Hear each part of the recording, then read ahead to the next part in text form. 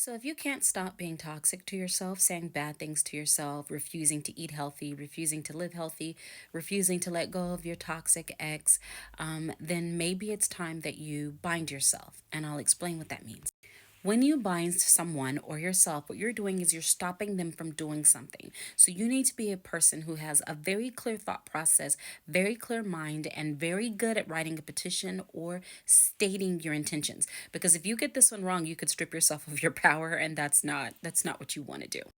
Now, Wiccans have some of the best binding spells when it comes to protecting yourself from yourself. I have seen them work, but you can use whatever type of culture that you want to use as far as the type of magic that you practice. But personally, Wiccan spells for binding oneself are the strongest and most effective when it comes to making sure that you are not saying bad things about yourself, putting yourself down, going back to toxic habits. And we don't want to be doing that this full moon in Leo. And we definitely don't want to be doing this the year of the snake.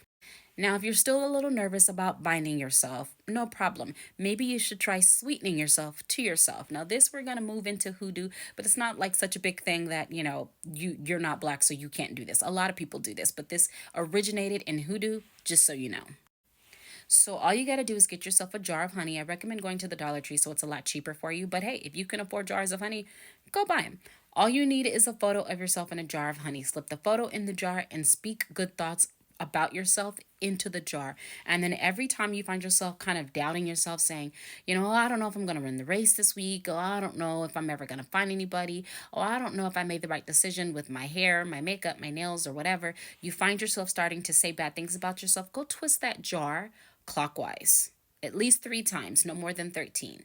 And see if you don't start feeling better about yourself. After a while, you'll find that you don't need to say anything at all. There's a friend of mine who was very, very techie, and she actually created an AI photo of herself hugging a younger version of herself, healing her inner child. She put that into a honey jar, and let me tell you, her shadow work has been amazing. So if you can't find a way to be good to yourself, you can't find a way to fight those negative thoughts, either bind yourself or sweeten yourself to yourself. And if you're still having issues, head on over to my Patreon and do some shadow work with us so we can help get the ball rolling on you loving you.